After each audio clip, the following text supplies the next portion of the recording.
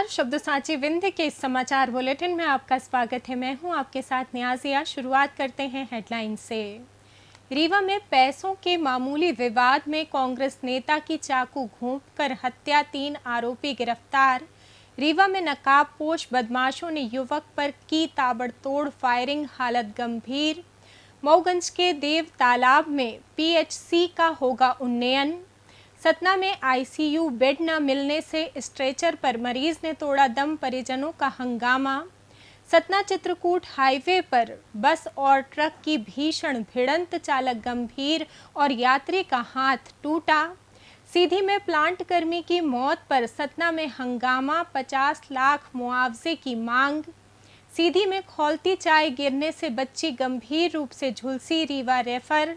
Singrauli court में नाबालिगों का विवाह कराने की साजिश नाकाम, वीएचपी ने पकड़ा। गुरु पूर्णिमा पर भक्तिमय हुई विंध्य की धरा, प्रमुख धार्मिक स्थलों पर श्रद्धालुओं का लगा तांता। रीवा में चश्मा केंद्र की आड़ में चल रहा अवैध क्लिनिक सील, संचालक को नोटिस जारी। गायत्री शक्तिपीठ रीवा में मना गुरु पूर्णिमा पर्व, व्यसन मुक्त समाज का लिया संकल्प। रीवा में सैनिक सम्मान समारोह में वीर नारियों का किया गया सम्मान।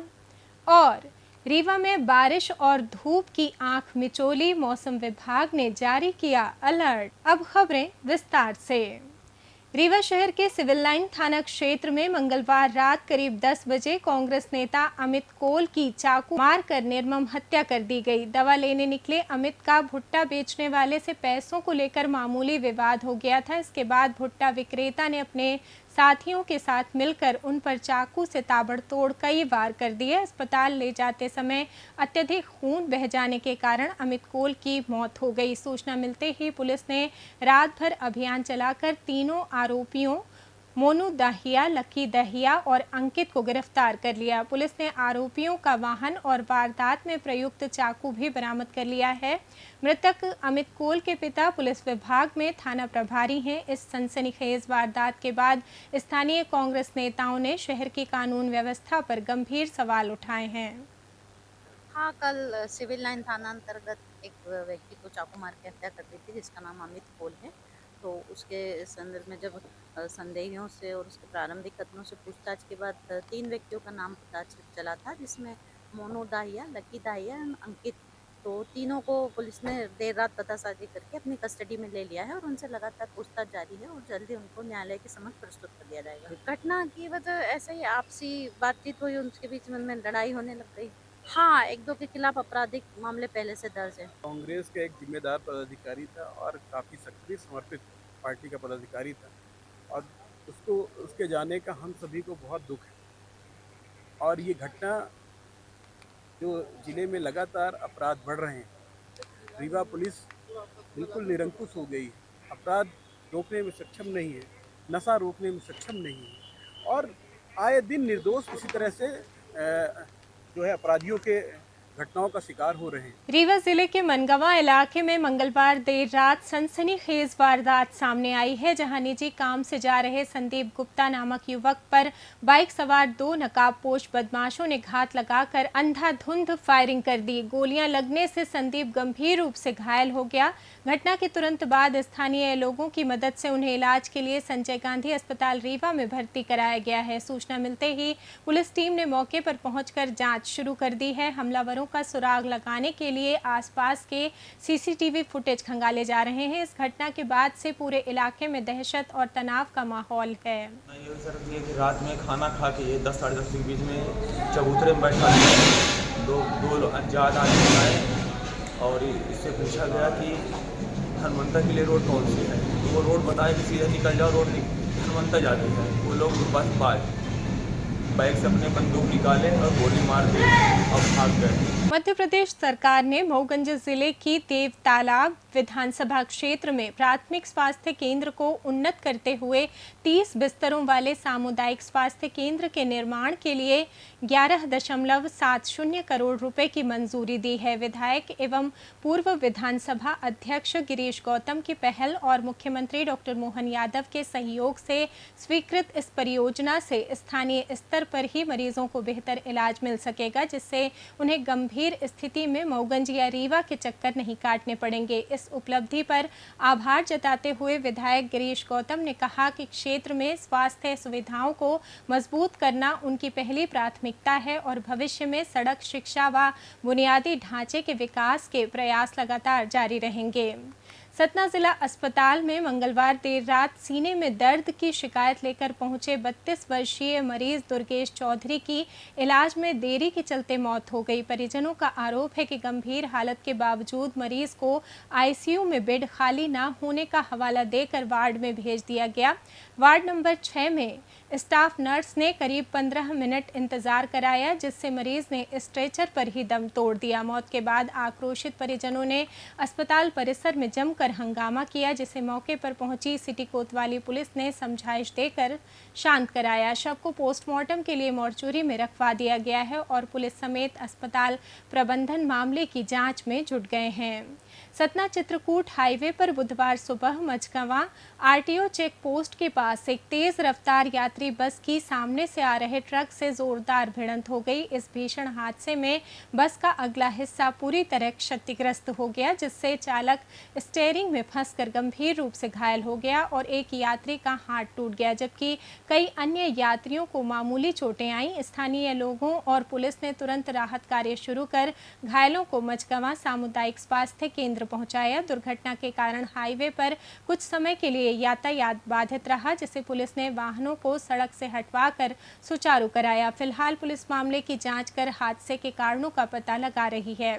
सीधी जिले के बघवार स्थित अल्ट्राटेक सीमेंट प्लांट में कार्यरत सतना के बराज गांव निवासी 22 वर्षीय अभिषेक सिंह की संदिग्ध परिस्थितियों में मौत के बाद परिजनों और ग्रामीणों का गुस्सा फूट पड़ा। बुधवार को शव गांव पहुंचते ही परिजनों ने हत्या की आशंका जताते हुए बाबूपुर पुलिस चौकी के बाहर शव रखकर उग्र प्रदर्शन किया और चक्का जाम की कोशिश की। परिजनों का गंभीर आरोप है कि फैक्ट्री प्रबंधन ने हादसे को छुपाने के लिए शव को नहर में फेंक दिया और बिना पूर्ण जानकारी दिए आनन फानन में पोस्टमार्टम करा दिया। प्रदर्शनकारियों व कांग्रेस सेवा दल ने मामले की उच्च स्तरीय निष्पक्ष जांच, दोषियों पर हत्या का केस दर्ज करने, मृतक के परिवार को 50 लाख रुपए का मुआवजा और एक सदस्य को स्थायी नौकरी देने की मांग की है।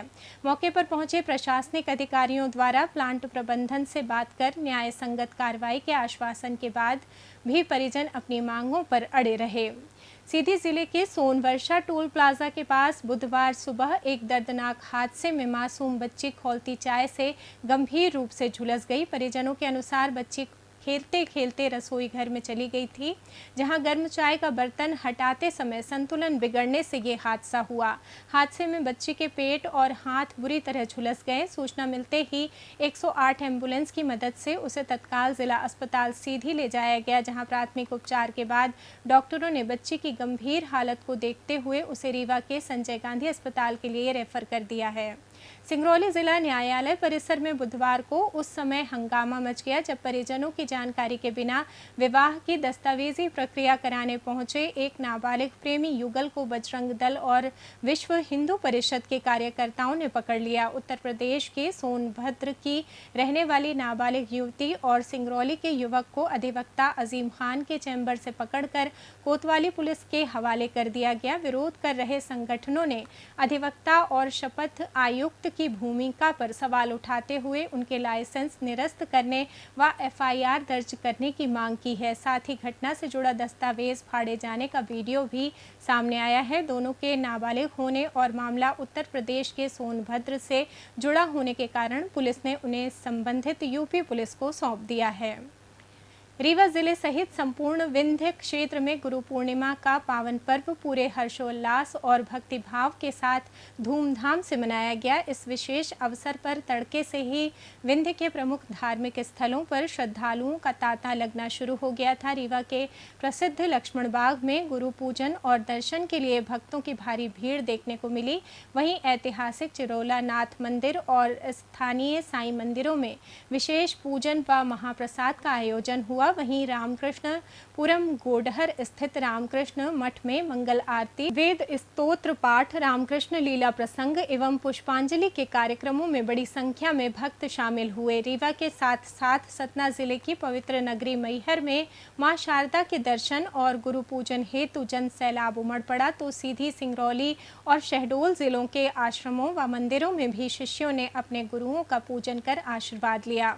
रीवा शहर के हेडगेवार नगर में बुधवार शाम स्वास्थ्य विभाग की टीम ने पुलिस बल के साथ मिलकर अचानक बड़ी कार्रवाई की। डॉक्टर ज्ञानेश मिश्रा के नेतृत्व में पहुंची टीम ने एक मकान में चश्मा केंद्र के नाम पर अवैध रूप से संचालित हो रहे क्लिनिक और मेडिकल एजेंसी का भंडाफोड़ किया। शिकायत के आधार पर की गई इस छापामार कार्रवाई के दौरान अवैध क्लिनिक का बोर्ड तत्काल प्रभाव से हटवाया गया और संचालक को सभी जरूरी दस्तावेज CMHO कार्यालय में प्रस्तुत करने का कड़ा निर्देश देते हुए नोटिस थमाया गया। हालांकि संचालक ने इस कार्रवाई को व्यावसायिक प्रतिस्पर्धा का परिणाम बताया है, लेकिन स्वास्थ्य विभाग दस्तावेजों की गहन जांच के बाद आगे की कानूनी कार्रवाई की तैयारी कर रहा है। इस घटना ने शहर में पैर पसार रहे अवैध चिकित्सा कारोबार और मरीजों की सेहत के साथ हो रहे खिलवाड़ पर गंभीर सवाल खड़े कर दिए हैं। सर, ये हमारी चश्मे की दुकान है, चश्मे का काम हमारा है और ये सिर्फ विरोध की वजह से, सामने वाले को नीचा दिखाने की वजह से, अपनी अकड़ के कारण, चूँकि इनकी भी चश्मे की दुकान है बलदेव जो हॉस्पिटल के नाम से, हमारा इनसे किसी तरह का कोई लेना देना नहीं है, फिर भी वो जबरदस्ती हमारे पीछे पड़ा हुआ है। रीवा शहर के कृष्णा राज कपूर ऑडिटोरियम में समाज सेवी एवं मीसाबंदी सुभाष श्रीवास्तव के 70वें जन्मदिवस के उपलक्ष्य में सैनिक सम्मान समारोह का आयोजन किया गया। पूर्व विधानसभा अध्यक्ष व विधायक गिरीश गौतम, विंध्य विकास प्राधिकरण के अध्यक्ष पंचूलाल प्रजापति, इंजीनियर राजेंद्र शर्मा तथा सैनिक स्कूल के प्राचार्य कर्नल अविनाश रावल की उपस्थिति में आयोजित इस कार्यक्रम में बड़ी संख्या में पूर्व सैनिक और उनके परिजन शामिल हुए। समारोह के दौरान विंध्य क्षेत्र के अमर शहीदों की वीर नारियों को उनके पति की अदम्य वीरता और देश सेवा के लिए विशेष रूप से सम्मानित कर भावपूर्ण श्रद्धांजलि अर्पित की गई। आयोजकों व अतिथियों ने पूर्व सैनिकों एवं शहीद परिवारों के प्रति कृतज्ञता व्यक्त करते हुए देश की रक्षा में उनके अतुलनीय योगदान को नमन किया। गायत्री शक्तिपीठ रीवा में गुरु पूर्णिमा के अवसर पर गुरु पूजन, यज्ञ और विविध संस्कारों के साथ नशे से दूरी है जरूरी जन जागरण अभियान का आयोजन किया गया। मनगवा विधायक इंजीनियर नरेंद्र प्रजापति की अध्यक्षता और नगर पुलिस अधीक्षक राजीव पाठक के मुख्य आतिथ्य के रूप में मौजूद रहे। इस कार्यक्रम में मुख्य प्रबंध ट्रस्टी प्रमोद सिंह के स्वागत वक्तव्य के बाद विधायक नरेंद्र प्रजापति ने व्यसन मुक्ति के लिए आध्यात्मिक चेतना व नैतिक जागरण को जरूरी बताया। वहीं CSP राजीव पाठक ने नशे को शरीर, मन, परिवार और आत्मा को नष्ट करने वाली बुराई करार दिया। कार्यक्रम में जिला समन्वयक रविंद्र सिंह ने उपस्थित जन समूह को व्यसन त्यागने का संकल्प दिलाया। रीवा शहर के विश्वविद्यालय थाना क्षेत्र में बुधवार दोपहर करीब 3 बजे तेज रफ्तार स्कॉर्पियो ने एक कार को जोरदार टक्कर मार दी। इस सड़क हादसे में गायत्री नगर निवासी देवेंद्र तिवारी और उनकी पत्नी घायल हो गए। घटना की सूचना मिलते ही डायल 112 की टीम ने दोनों घायलों को तत्काल संजय गांधी चिकित्सालय पहुंचाया, जहां प्राथमिक उपचार के बाद उन्हें डिस्चार्ज कर दिया गया। पुलिस ने तेज गति से वाहन चलाने वाले स्कॉर्पियो चालक के खिलाफ मामला दर्ज कर जाँच शुरू कर दी है। मौसम की बात करें तो मध्य प्रदेश में मानसून के सक्रिय होने से प्रदेश भर के साथ साथ संपूर्ण विंध्य अंचल में मौसम के अलग अलग रंग देखने को मिल रहे हैं। रीवा जिले में देर रात हुई तेज बारिश के बाद सुबह तीखी धूप खिली, जिससे उमस बढ़ गई। वहीं दोपहर बाद आसमान में एक बार फिर काले बादलों ने डेरा जमा लिया। रीवा के साथ साथ सतना, सीधी, सिंगरौली, मऊगंज, मैहर, उमरिया, शहडोल और अनूपपुर जिलों में भी रुक रुक कर बारिश और बादलों की आवाजाही का सिलसिला जारी है। मौसम विभाग के पूर्वानुमान के अनुसार बंगाल की खाड़ी में बने मानसूनी सिस्टम और ट्रफ लाइन के प्रभाव से अगले 24 से 48 घंटे के दौरान रीवा और विंध्य के अन्य जिलों में गरज चमक और तेज हवाओं के साथ मध्यम से भारी बारिश की संभावना बनी रहेगी, जिससे तापमान में गिरावट आने और लोगों को उमस से राहत मिलने के आसार हैं। इसी के साथ ये समाचार बुलेटिन समाप्त हुआ। कल फिर मिलेंगे नई खबरों के साथ। जुड़े रहिए शब्द साझी विंध्य से, और विंध्य से जुड़ी तमाम खबरों के लिए हमारे चैनल को सब्सक्राइब कर दें। वीडियो को लाइक करें, शेयर करें और बेल आइकॉन दबाना ना भूलें। अपने आसपास की खबरें हम तक पहुंचाने के लिए स्क्रीन पर दिए नंबर पर आप संपर्क भी कर सकते हैं। धन्यवाद।